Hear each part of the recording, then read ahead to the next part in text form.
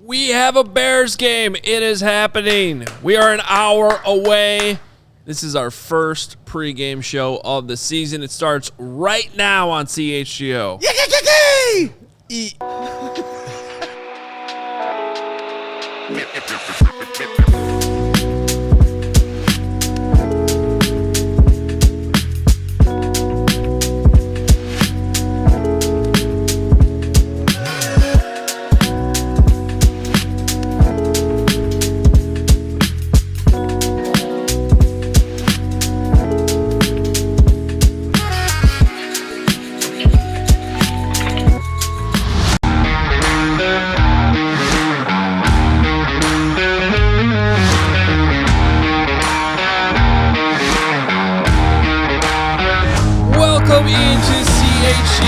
Bears Pregame. That is good to say. I don't know what that noise Greg Braggs made off the top of the show was. I don't even know if you guys could hear it or not. But yeah, I guess fortunately for the audio podcast listeners, the pregame show doesn't become an audio, so somebody won't crash on the Dan Ryan later from it. That's true. Also, the cold open isn't in any podcast, so. Yeah, these don't think there is no podcast for this show. You would think I'd know that from year 3. The producing I do here at CHGO Sports. You're 4. But I don't. You're 4? You're 4. You're 4. I think Year 3 for him. Yes. Year 4 for all of us, moron.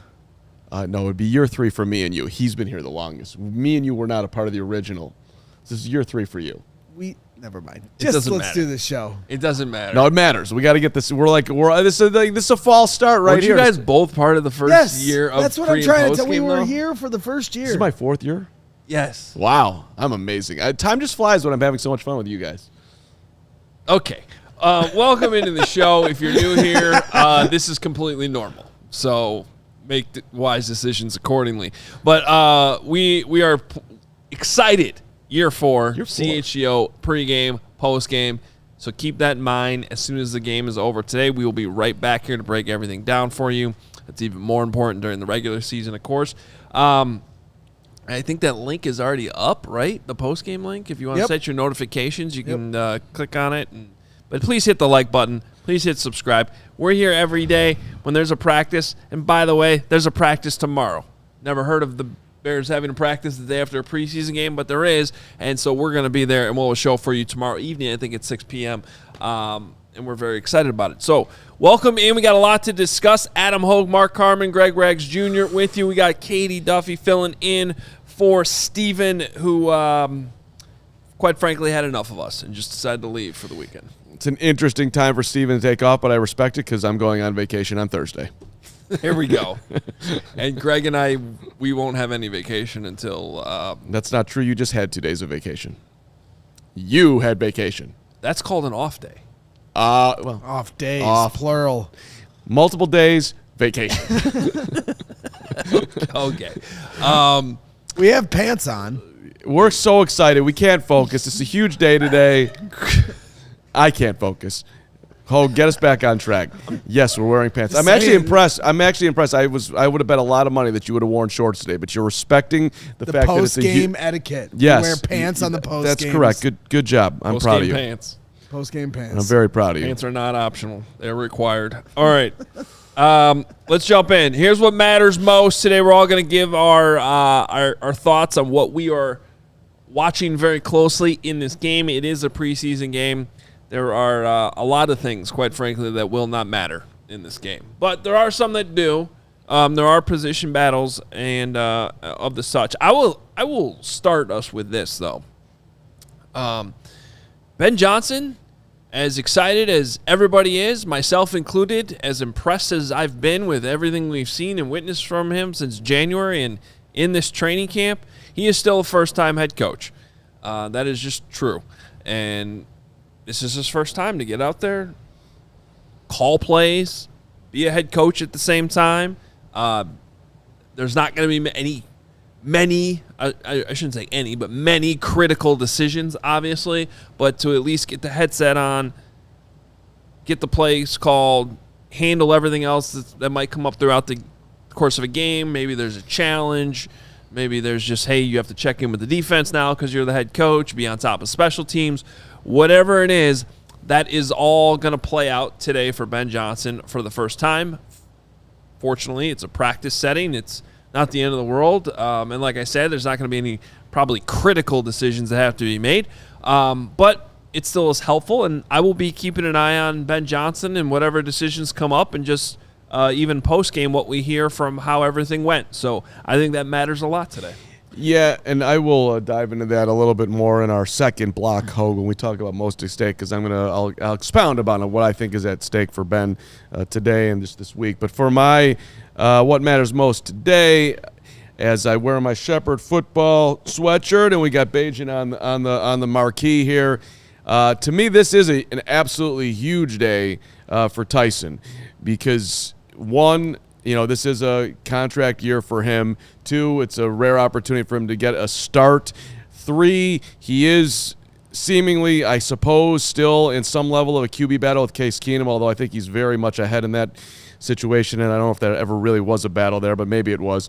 But regardless of all that, it's a big day for him to establish himself, and I think also for Bears fans who want to push back on what the Bears have in their backup quarterback to sort of settle into, it's cool that the Bears actually have two good quarterbacks on this team, and that could be really good. And by the way that Tyson's been developed, sitting now for 3 years behind and learning his way, multiple systems, that's actually a way that a lot of good quarterbacks end up having a lot of success in this league. So I'm super confident that he's going to play well, and I'm also super interested to see how it goes. But no doubt about it, for himself, this is an absolutely huge day for Tyson. I know he's super, super geeked up for what's going to transpire here less than an hour from now. Yeah, it'll be interesting to see what targets he throws to as well. Will Colston Loveland and Luther Burden playing, and we'll talk about some of that stuff here in a little bit. A lot of the receivers have a lot at stake here for that 5th and 6th spot. Yeah, for sure. So for me, what matters most, though, is at that left tackle position. It's something that I've been keeping my eye on for the last few weeks. Obviously, we all have, trying to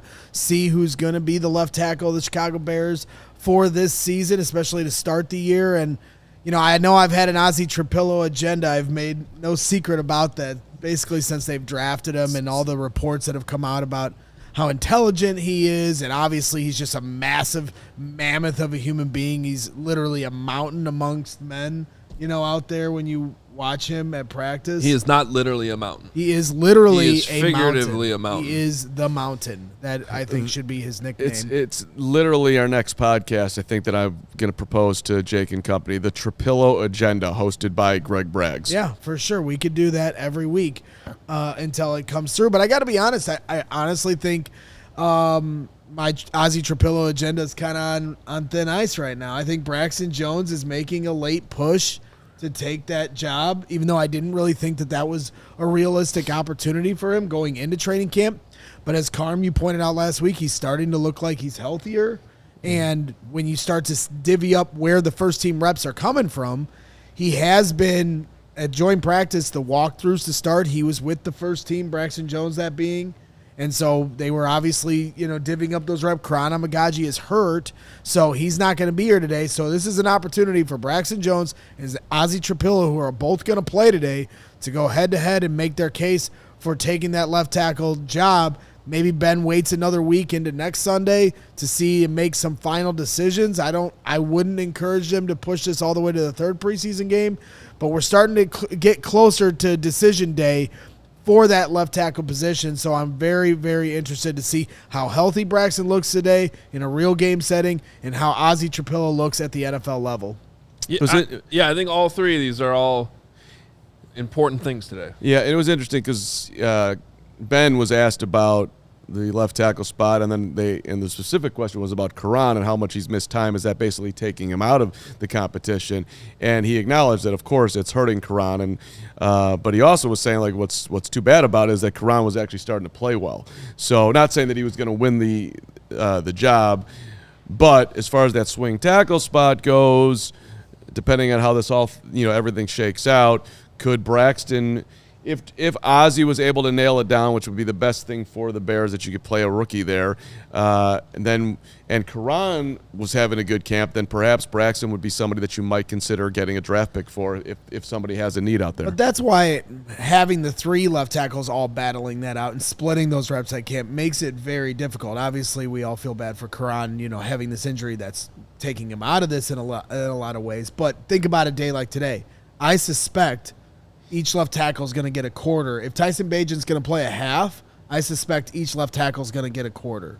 Then we'll see Theo Benedict in the second half, who got left tackle reps at joint practices on Friday against the Dolphins. So, there's a number of different ways you can do it. We've seen them alternate in camp even at times. You could alternate series. I wouldn't be surprised if it's every other series. That'll be one of the very interesting things to keep track of in this game. And I do think these reps will matter a ton. I mean, it won't be quite the same as regular season when Jonathan Grenard's coming off the edge or Andrew Van Ginkel's coming off the edge in Week 1 on Monday Night Football. But it's still important for figure out this job. Now, I think I have bad news. Katie, do we have that? This is what the radar looks like right now. Oh, boy.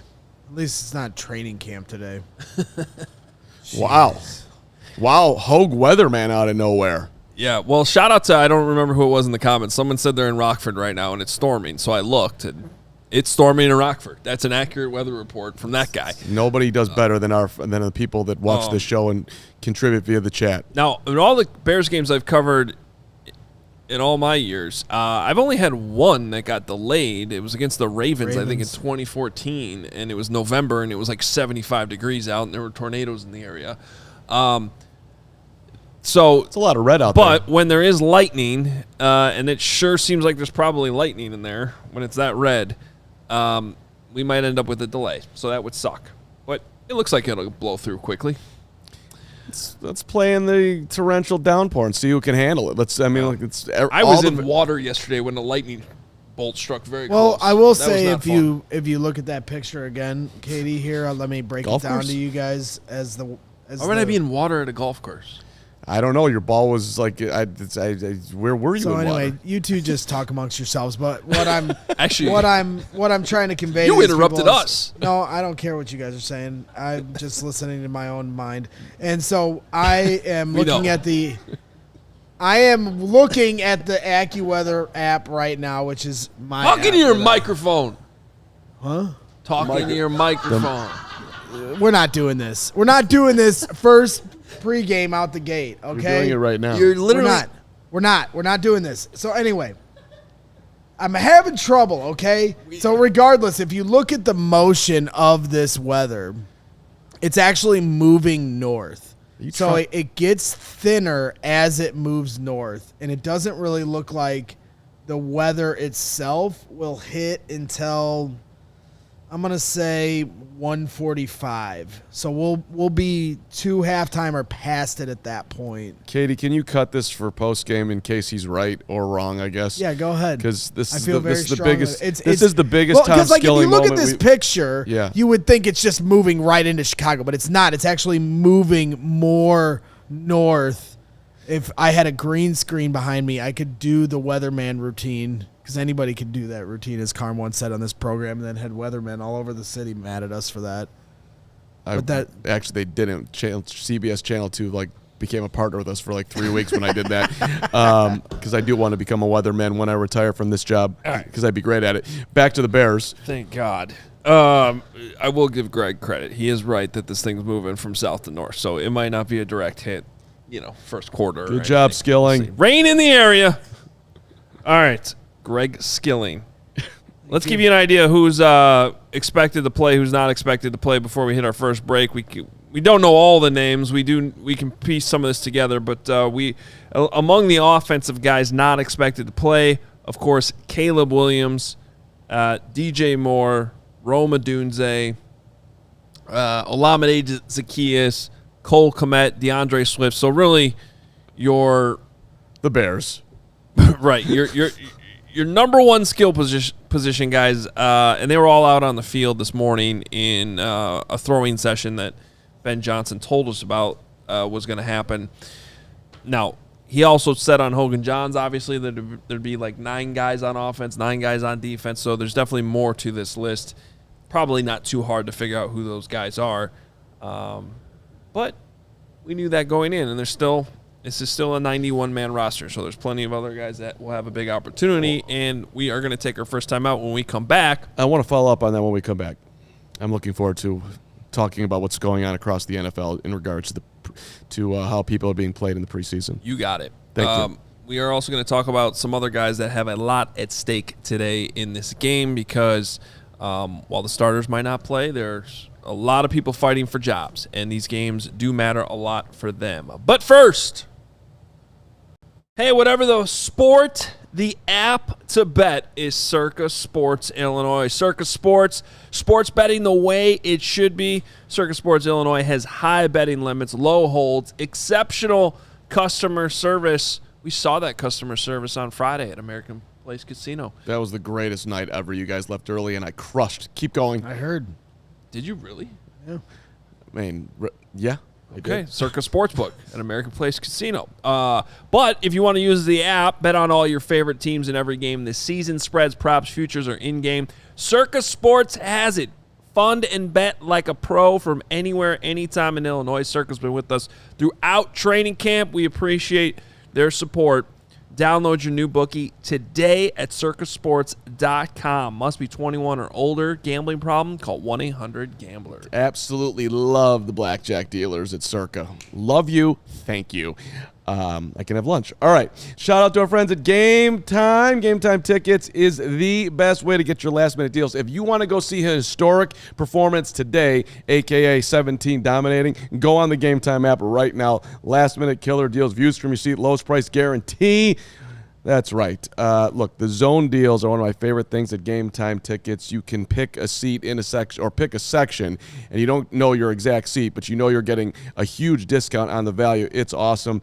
Fees are also included up front, so no surprise at checkout. That's a good thing. Lowest price guarantee with Game Time. They'll give you 110% of the difference if you find a better price on any other app, which is sweet. $24 to get into Soldier Field right now. Take the guesswork out of buying tickets with Game Time. Download the Game Time app. Create an account, use the code CHGO for $20 off your first purchase. So basically free. It'd be $4 right now. Terms apply. Again, create that account. CHGO, $20 off. Download the Game Time app today. Last minute tickets, lowest price guaranteed. All right, inching closer to our first game time of the season. Carm, what did you want to say about playing time? Well, and this, kind of falls under the most at stake. I just go first here because to me, the most at stake here is Ben Johnson, and I think he's done a phenomenal job to this point, creating accountability, creating the culture the Bears lacked last year, creating the intensity, attention to details. All these things have been fantastic. But Ben Johnson made a huge decision today that might not have any huge lasting effects, but you look around the league, some starters are playing, some starters are not playing. Jordan Love played yesterday for the Green Bay Packers. That's what you want to call it. Yeah. He didn't play well. Correct. He was 1 for 5, 7 yards. He didn't score in the 2 drives he was out there. Packers got smoked by Justin Fields and the Jets, which was sweet to see, even though it's the preseason, 30-10. By the way, Fields had a good day, 3 for 4, ran in a touchdown. Congratulations to Justin. But the point being, up in Green Bay, their quarterback, Jordan Love, played. Let's move on over to Minnesota. J.J. McCarthy on the field. Vikings beat the Texans 20-10, and he looked decent. 4 of 7, threw the ball 7 times, 30 yards, led a scoring drive in the only series that he was out there. Can I comment on that one real quick? Yeah, go ahead. I don't know if I'd say looked decent. Okay. I watched the whole series. He looked in command of the offense, which was good. His accuracy was not.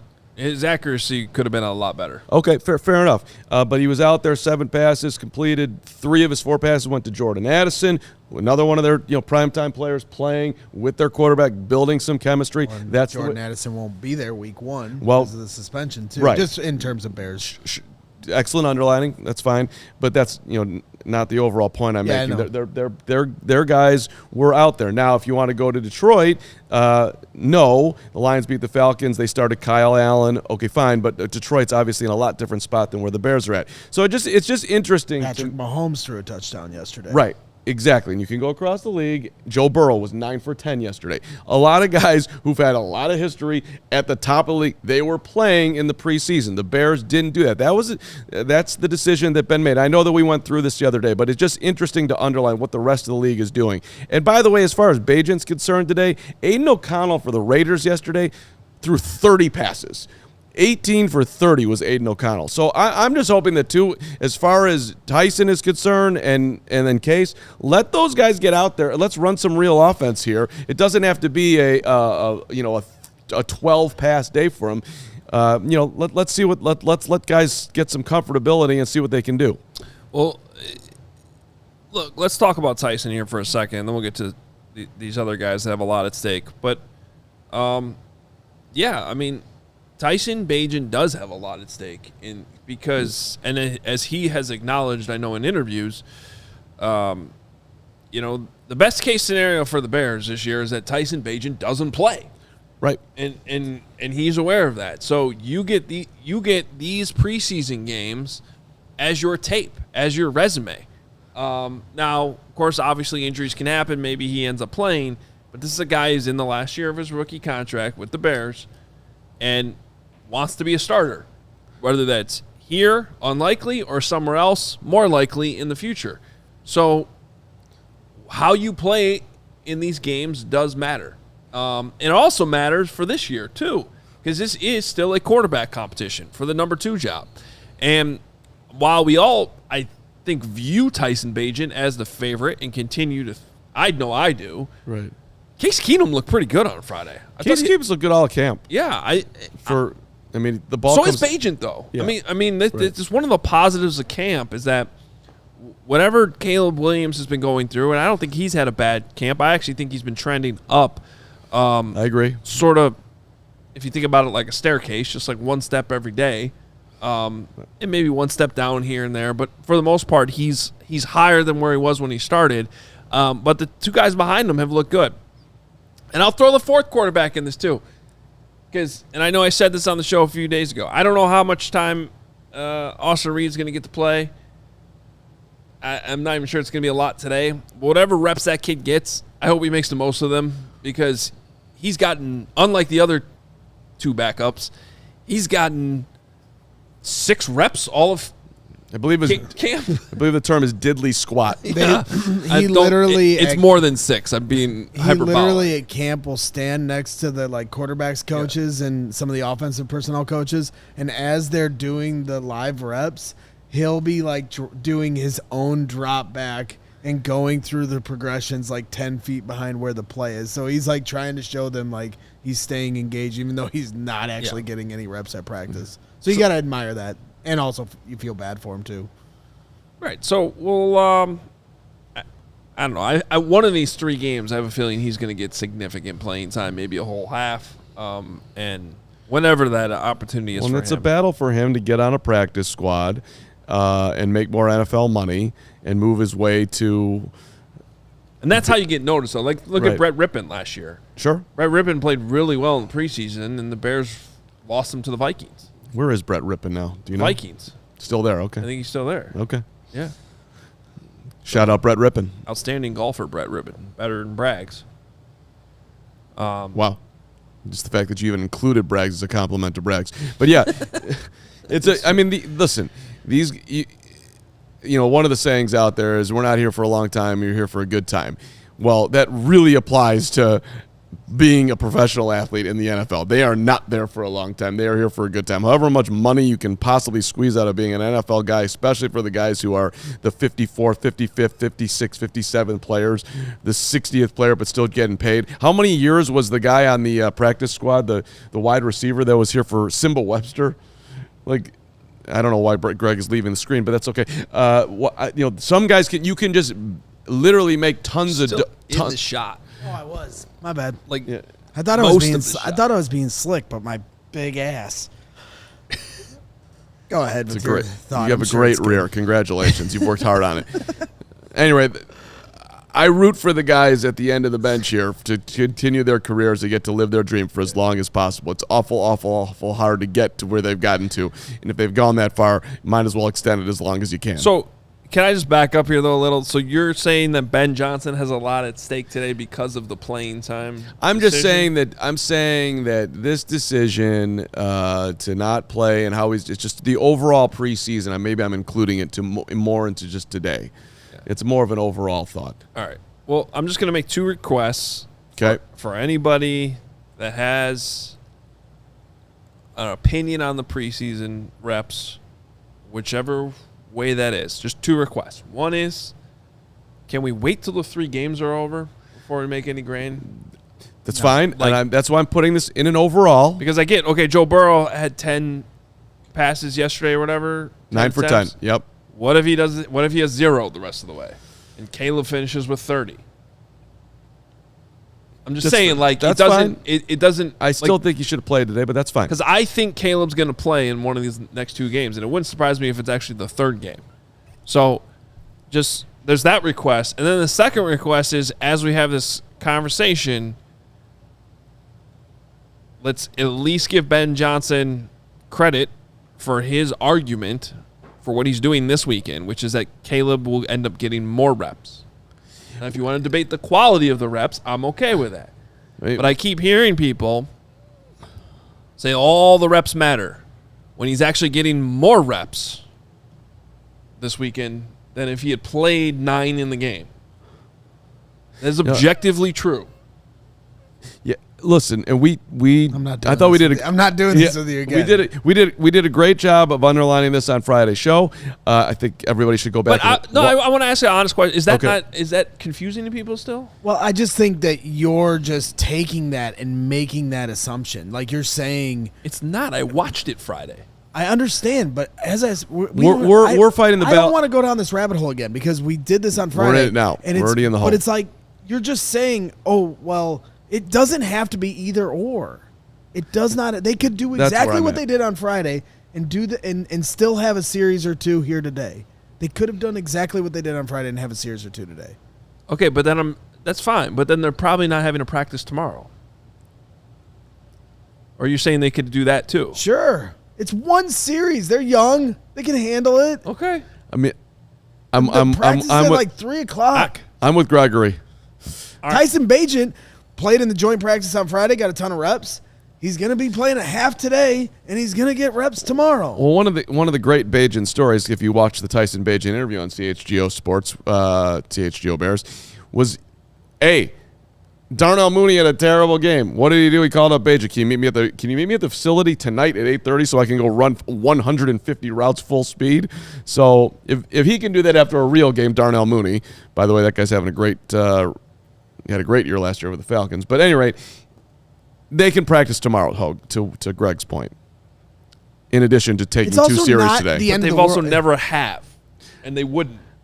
I got it. But, like, whatever and we'll see what practice looks like tomorrow. But it ain't going to look like playing in an actual game with however many thousands of people. By the way, if you want to make a last-minute call and you're in the city, game time out. And this is exactly where I want to go, is Dawson in the chat. And anybody else that I've argued with this on Twitter or Hoge or anybody, Braggs thinks that this is the end of the world or whatever he says. No, he doesn't. The end of the season. That's not what I'm saying. I'm just saying I'd prefer him to play a series today. Just because he's not, it doesn't mean it's the end of the world. But I'm fine with that. I've said that multiple times. Yeah. I just want you to acknowledge the fact they're getting more reps. You're denying that. You are denying that they're actually getting more reps this weekend. They're not getting the reps that you want. I'm acknowledging that. That's true. And you're allowed to have that opinion. I'm just saying they could do them all. I'm just saying they'd be the first team in the history of the NFL to do that. But you're right. They could. Actually, they legally might not be able to. That might be in the CBA that they we're in a Dolphins beat writers. They were the first team in NFL history to call joint practice and tackle when they weren't allowed to be tackling. That was a funny tweet. Quality versus quantity. We could have that debate, but let's not do that. All right. Couple more things here. I'm gonna say we can push the break here just a couple minutes. my most at stake today, at least among the guys we have not discussed so far, I'm going to go with Noah Sewell at the linebacker position. Fair. Like it. Because Noah Sewell, I think, has had a good camp, and he has, certainly earned the leg up, I think, at this point, to Ruben Hippolyte. Agreed. For that Sam linebacker spot. That being said, there have been reps that still have not been great. He was out of position, or at least one of the couple players duped on that cool play Ben Johnson ran at Family Fest that had Cole Kmet wide open for a touchdown with a lead blocker who was also wide open. Right. So my point there is that there's still real game-like things that he needs to show here in the preseason, and same thing for Ruben Hippolyte. So I just think it's really important for Noah Sewell to continue what he's done in camp and look pretty good in these games. And the reason why I'd say there's more at stake for him than Ruben Hippolyte is because this coaching staff did not draft Noah Sewell, and he's in year 3 of his career where Ruben's still a rookie. So there's a little bit less margin for error there. I think these games are very important for Noah Sewell. Absolutely, and it seems like he's got that third linebacker spot. He's the front runner, and Ruben Hippolyte is still way behind, at least from the reps we're seeing at training camp so far. But Ruben Hippolyte has an opportunity here in these preseason games to kind of make a final push to see how far he can get up the ladder and trust with this coaching staff. But that's why, for me, my guy is Kyle Monangai. In this game, this is a huge opportunity for him. Roschon Johnson is out with an injury right now. They brought in a running back off the street yesterday. Help me out, Britton Brown, correct? I don't know. You guys put out a graphic for him. Whatever. You should know who he is. Yeah, that's his name. And out of UCLA, they brought in a running back. They tried out like 4 running backs yesterday. One of them was Jamal Williams, former Detroit Lion under Ben Johnson, and they chose to go in a different direction. But regardless, it's because Roschon Johnson is hurt. And so now Kyle Monangai, who's been getting first and second team reps consistently every day at practice in training camp, now has an opportunity to get a lion's share of the carries here today and really just push himself to the front of the line to be running back 2 on this team. And, I think he's going to have a pretty significant role on this team here going forward for the year, regardless of, how long Roschon Johnson has an injury is or not. But today's an opportunity for him to really solidify himself in that room. I think you guys both underlined 2 guys running out of the tunnel today where it's going to feel like a Super Bowl for them. Kyle Monangai is going to have all the juice in the world to show that he can play on this level. I'd love to see him show a little shake today because, in addition to just not being, taking care of the football, which is something that he was the best in college football at last year for Rutgers. I'd love to see him get loose a little bit out there, show that he's got some of that. Noah Sewell's been waiting forever for this opportunity. And he looks the part. He looks more ready, but this is a huge game this is a huge preseason for Noah Sewell to actually stamp himself as, yes, I'm an NFL player. He's got a great opportunity in front of him. So those are 2 guys. Domrob said it's a huge day for Domrob. It's a huge day for Austin Booker. There's a ton of guys that have a lot to prove here. Yeah, I agree with all of those names. All right, when we come back, Teron Armstead, the former left tackle for the Saints and Dolphins, who was at practice on Friday, had some interesting comments to make about Caleb Williams, who he watched in person on Friday. We're going to share those with you and respond when we come back. But first, we are headed to Las Vegas with True Fan Travel. You know that already, and you need to jump on this because this trip's been selling hot, so much so that we already ran out of rooms at Mandalay Bay. So next door at Luxor, there's a bunch of new rooms available. You can come with us. This is going to be a great time. We're taking over the Strip for an epic weekend in Vegas. Join us. This all-inclusive trip includes a 3-night stay, tickets to the game, which is the biggest part. Tickets are hot. They're hard to come by. Going to be even hotter when the Bears are 3-0. You don't want to fight on the secondary market. Just let True Fan Travel take care of you on that. Going to be even hotter when the Bears are 3-0. Good point. When they're 3-0, it's going to be even harder. And then it's going to be too late. So jump on this now. We got VIP parties. We're still actually finalizing a couple awesome things that could be going on Friday and Saturday of the weekend. We already know there's a pep rally on Saturday night, though, the tailgate on Sunday.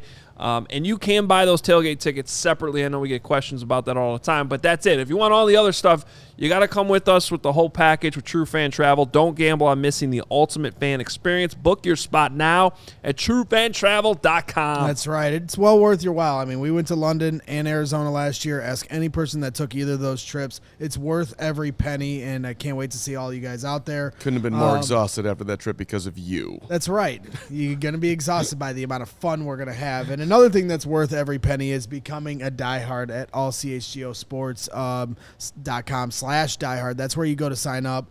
QR codes here on your screen. Make sure you hit that QR code. But right now, as a Bears fan, now is as good a time as ever to sign up. Adam Jahns is pumping out exclusive written content every single day, along with Adam Hoge and Mark Carman. They're going to be killing it. Patrick Norton as well. So much written content. You get a free shirt out the gate.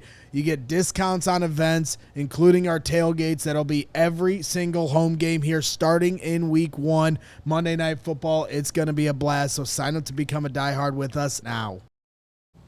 All right. You should come with us, though. It's going to be a fun time. But we were just talking about Kyle Monungai. Adam Jahns has an awesome diehard piece that's up right now. Just killing it, Adam Jahns. That's what you're doing. He definitely sat there all day on his off day and wrote that.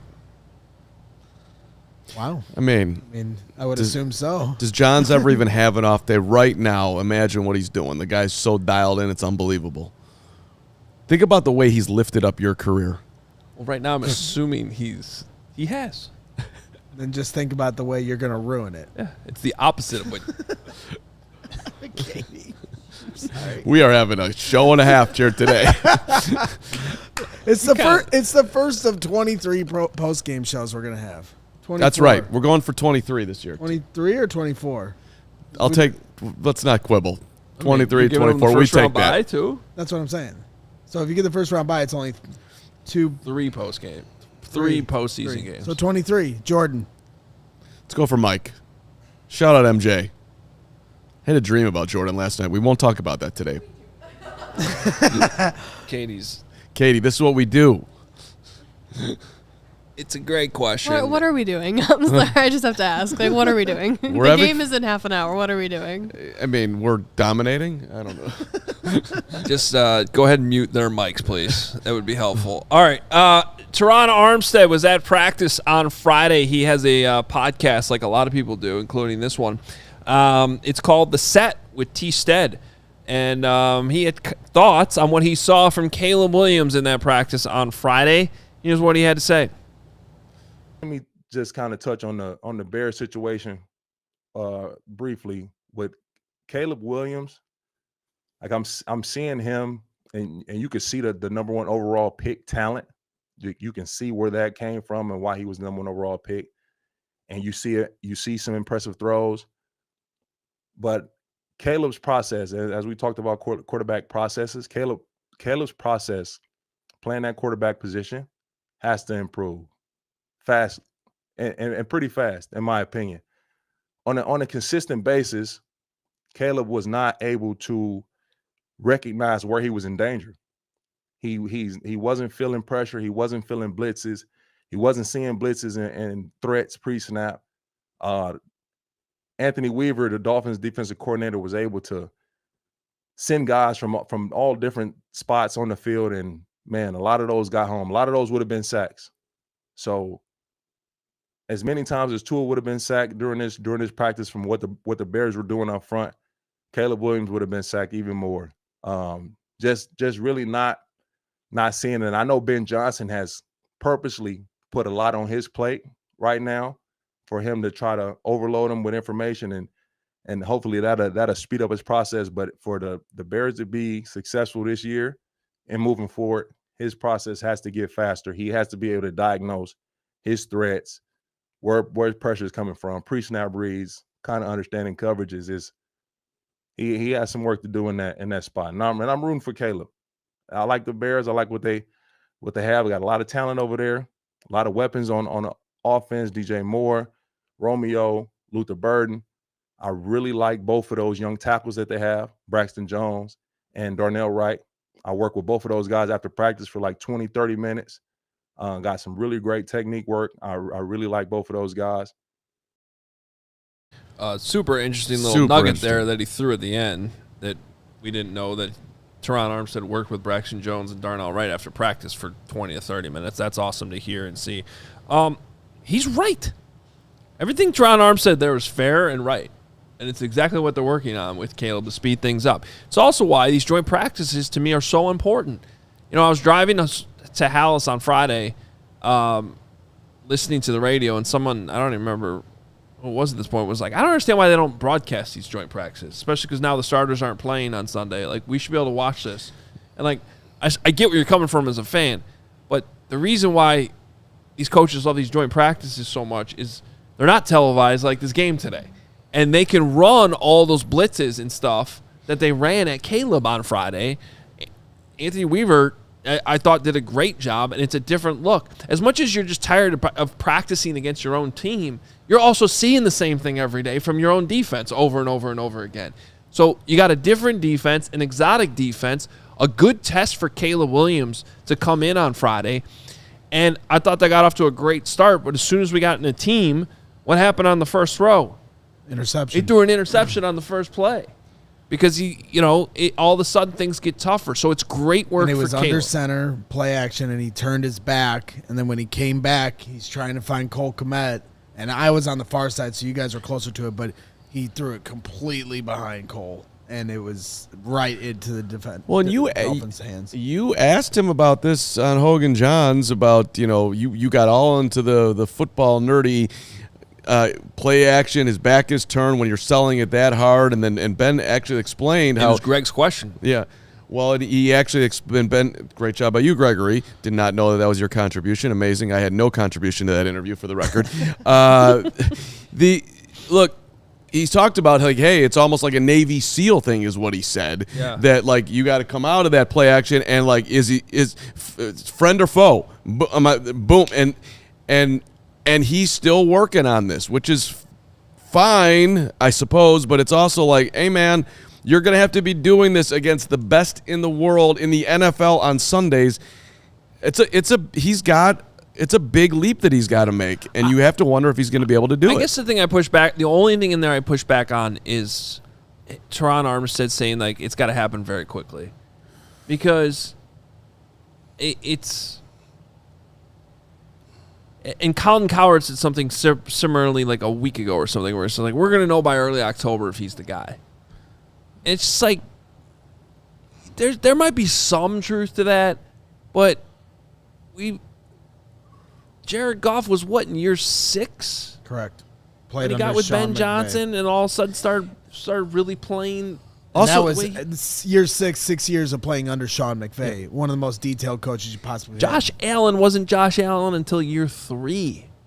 So there definitely is a sense of urgency here, but if it's a complete, like, oh no, he doesn't get this at all, then I understand the urgency here. Then I'll be able to buy the idea that by early October we'll know if he's the guy.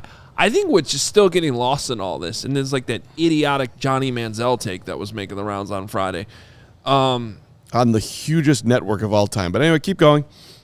Right, but he's already surpassed Johnny Manziel's career statistics. Right. It was a horrible like that's why I think we're just still losing sight of what Caleb Williams' floor is. Well, we've already seen it, in my opinion. I'm going to maintain that. So, to me, there is room for growth here that doesn't have to happen overnight. This is a process. It's a completely fair take and analysis from Teron Armstead, who obviously knows what he's talking about from what we saw on Friday. There's no question about it. But I still think we can be patient.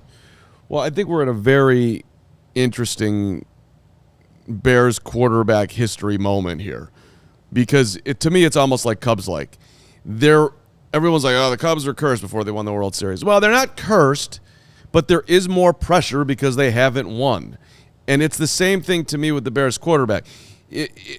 He should be allowed time to get off the grounder. You did invest the number 1 overall pick in him. You did foolishly keep Matt Eberflus and set that process back. You have now just brought in a new coach who is a first-time head coach with a tremendous system, in theory at least, who's going to help him, but it's not going to be overnight. But so the fan base because of the lack of success, is going to be very loud if things don't go well. And the Bears are going to have to stay in it, so to speak, and just allow, if it doesn't go well, that like, hey, you are pot committed, you made this investment, you have to be able to sit through a down year if that's the way it goes. I'm not saying it's going to happen that way, but if it does go that way, you got to sit through it and keep working with them, because this is the choice you made. We can rewind back. There was a million other choices they could have done, from trading Justin to draft. They could have drafted CJ the year before, not trading. This is the decision they made. So you're in it. And however it goes this year, the Bears have to stay in it unless they're going to dramatically punt again, which nobody wants. But I guess that's my point. We're not even in the same stratosphere as punting again. Well, that's why some of this Caleb discourse is just insane to me. Correct. We are right where we should be. Correct. The guy had a good rookie year with a horrible situation around him, and now he's learning a very complex system with a coach who clearly knows what he's doing, and we haven't even seen him on the field yet in the game. Well, can we all just chill out? Right. No, but that's the point. They're not going to chill out. Well, that's the point that I want to make is I do think we need to set the record straight on a few different points of what Teron Armstead said there, because it is fair what he said. He does have trouble when he gets to the line of scrimmage, at least last year. You're right. It is indisputable that Shane Waldron was a detriment to Caleb's development. It's indisputable that the offensive line was not good to start the year with Nate Davis at right guard, and then it got worse as the injuries continued to pile up throughout that offensive line. But that doesn't mean that Caleb is absolved from whatever issues he had diagnosing what he's seeing at the line of scrimmage. The good news is that Ben Johnson knew this and knows this about him, and that is why they have been throwing the kitchen sink at Caleb Williams and the offense throughout training camp, which is also why this has been a product of a lot of delayed games still happening consistently every single day at practice, a lot of different false starts, pre-snap penalties, and this is a process. When you talk about, Hoge says, people keep saying, well, let's wait till October and then we'll know. No. There is going to be issues throughout this year because this is going to be a process. They have to develop a quarterback. And here in Chicago, we don't know what that looks like. So to sit here and say, we can talk about preseason reps, we can talk about training camp reps all we want. Week 1 all the way to week 17 is going to be a process in this development. This will not be a finished product for years. Now, on the other side of this coin is they can still win football games. You look at Jaden, somebody will say, well, Jaden Daniels played great last year. Right, because Cliff Kingsbury put him in a position to succeed game to game, and so that's going to be Ben Johnson's challenge. Developing him on one curve of the things that he still has to work on, like identifying what he's seeing at the line of scrimmage, getting the call off, getting the call in the huddle, getting the line of scrimmage, and checking out of a play, snapping the ball clean, all that stuff operationally. But then on the other side of it, getting a game plan in place week to week that'll put Caleb Williams, who's extremely talented and an offense with a lot of weapons, in the best chance to succeed every time. And I believe he's smart enough to do that. We just have to wait to see what that looks like. It's a very challenging thread of the needle, though. And that's his job. He's getting paid $13 million a year. I got it. And please save your voice for post game. Yeah.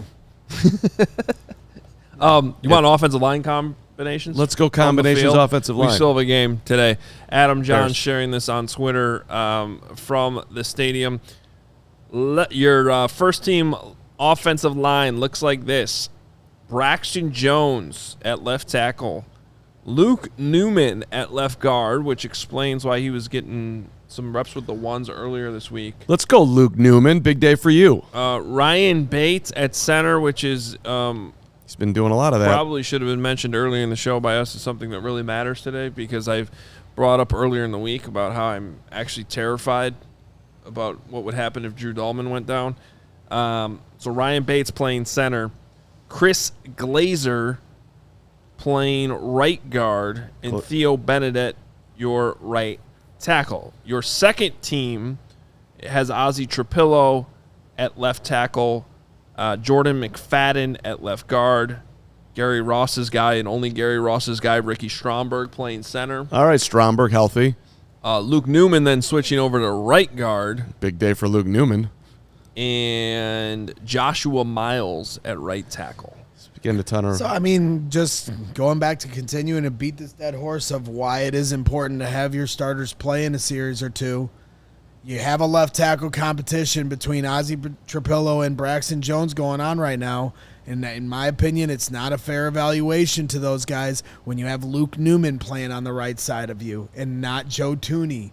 They need to have their full unit out there to understand how it's going to look, and to not have those guys out there. You put them on an island by themselves with a Luke Newman who's a rookie.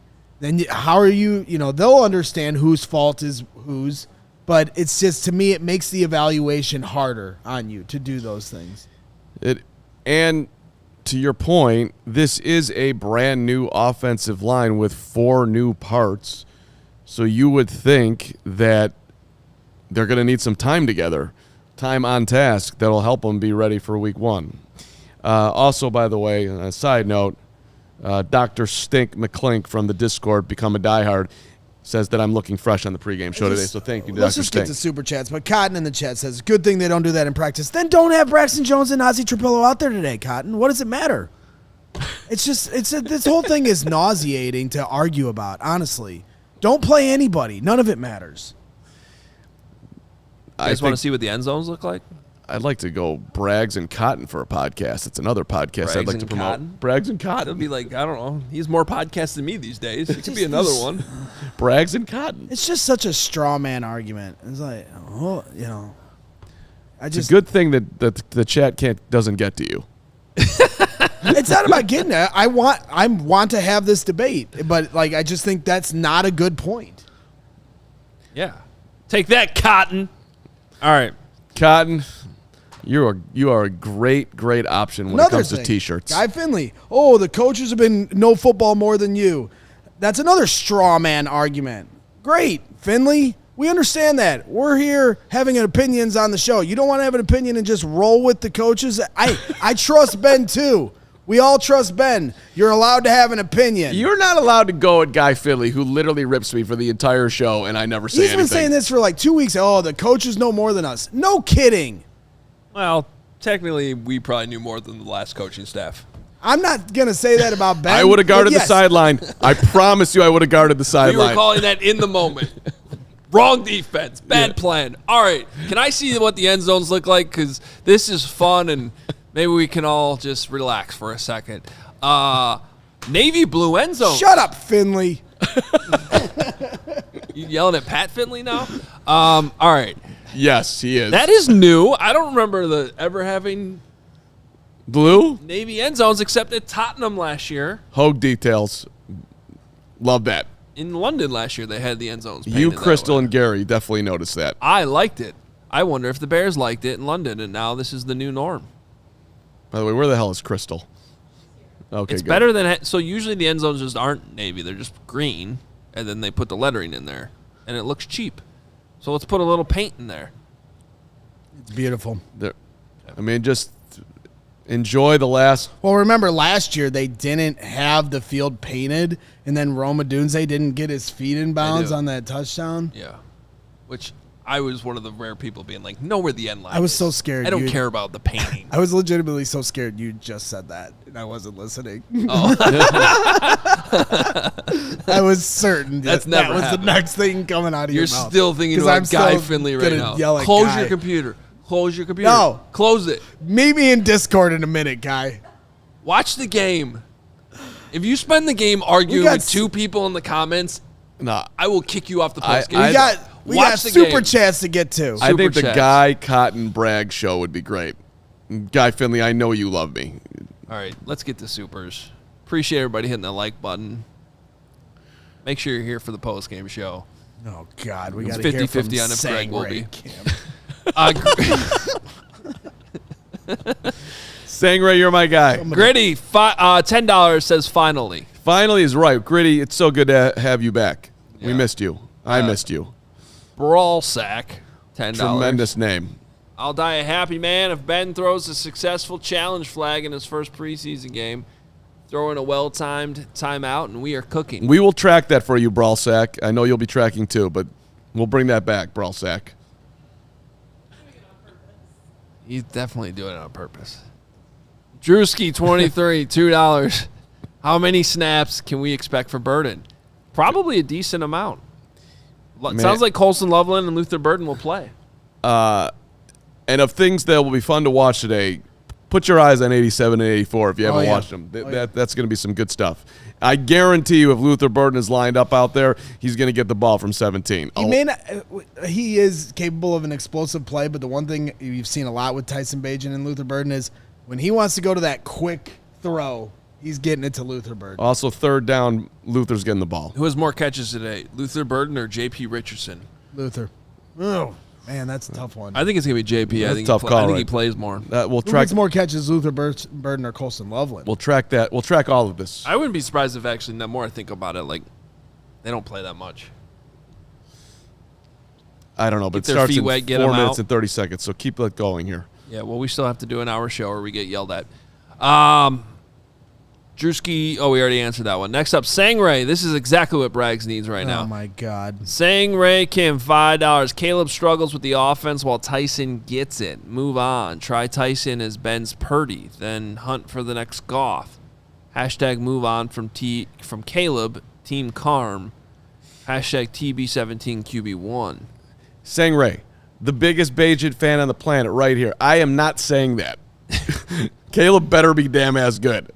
So another $5 from Sangray. It's pretty obvious now that Caleb ain't the brightest. Went through this with Bustin. Ben needs a brainiac to operate his offense. Hashtag Team Carm. I like how he keeps bringing you in with them. Sangray, have you seen the chat today? Do you realize how much these people want to come at me because of my 17 love? But me and you, Sangray. You don't want to be on Team Carm. It's a lot riding on this game. Hey, Grady Jarrett's not on Team Carm. You take that back I'm right trying now. to You take that back. Trying to get through to you and you in particular. We got to get that going. We will. We'll not your average Jane. We should have that clipped, yes. $20. Here we go. Thanks, you three. Been watching CHGO 2 years now. Love it. And yes, diehard. Bagent, proud to have Bagent rep Shepherdstown, West Virginia. Thanks, guys. Bear down. Love you, not your average Jane. Appreciate Thank you being a diehard and being here with us. Thanks for all of that, 2 years plus. I'm called Hefe. $5. Would Carm still love Bagent if he played for the Packers? I am going to be a Bagent fan, yes. I won't want him to beat the Bears, but yes, I'll be rooting for him in any other game, 100%. Smoking Joe's 420. $2. What would Carm even contribute without Bagent? Yeah, Smoking Joe. Smoking Joe's 420. Whatever. He doesn't get the... When you're not chill, you don't get no 420 from me. Smoking Joe's. $5 from Jake Anderson, who also does $10. Leave it to the Bears fans to scrutinize the decision of the consensus top coaching candidate for the last 2 years. Ben laid out his plans regarding this topic. Let that man cook. All right, Jake. Bear down. Declan Petit, $20. Wow, we got a lot of supers. This is good stuff. Had a dream last night, guys, that the fellas lost 42-3 week 1. This team has broken my soul. A lot of people had dreams last night, Declan, that didn't come true. That one's not coming true. But appreciate you dreaming about football because that's beautiful. If they score 3 points, I'm just gonna walk home. Well, this guy over here will literally. Nick sells Atlanta $5. We went 4-0 last preseason. Reps didn't help anybody. Caleb will get reps. Relax. Also, let the O-line work together a game before we stick Caleb in. Marcus. But they're not working together. Yeah, but they're okay. not. We got a hodgepodge O-line. 2 minutes. Marcus Escobedo, $5. Bagent better throw bombs. Who's the starting wide receiver? Any battles you'll be watching closely? Maybe Ben's demeanor as the game goes on his first time. We kind of talked about all that. Appreciate it. Does anybody remember the bomb to Darnell Mooney? He still should be running now from the Rams game. Bagent, he can throw bombs, damn it. Jon Snow, $10. Caleb has the same. Is he related to Phil Snow? Where the hell's Phil Snow? 1 minute. Caleb has the same problems exhibited by Fields. Doesn't see the field. Doesn't hit the open man immediately. Takes sacks. Is this a fixable problem? I worry it's not. Wasn't with Fields. Jon Snow. It's a fair concern. It's not the same though at all. But it's not the same. It's really not. There's a couple things that are somewhat similar, but it's really not. John, bring that question back when we have more time tomorrow on tomorrow's show. Crystal, $10. Bear down. It's game day. Great day out here. Crystal got on Game Time and got a ticket. Have a ton of fun, Crystal. Garden Hoser, $2. Boys, let's just all be happy. Bears football is back. Damn right, Garden Hoser. I agree. And that is not the face I have when actual football is being played, just for the record. Guy Finley, $5. I love you all, especially little Greg. Is that what it is? I don't think that says little. It's like ill. Is that what it is? Lily It says Greg? illy? Slagging. Okay. Yeah. He is little Greg. And then Braggs felt the need to end the show by spending $2 to say, shut it, Finley. Great show. Really enjoyed it. Pregame is back. Hey, we'll see you for postgame. 3 o'clock. Anything else, Hoge? No, be here. Hit the like button. Hit your notifications now. As soon as the game's over, we'll be here to break it all down. Talk to you then. Let's go. We all silly like the mayor.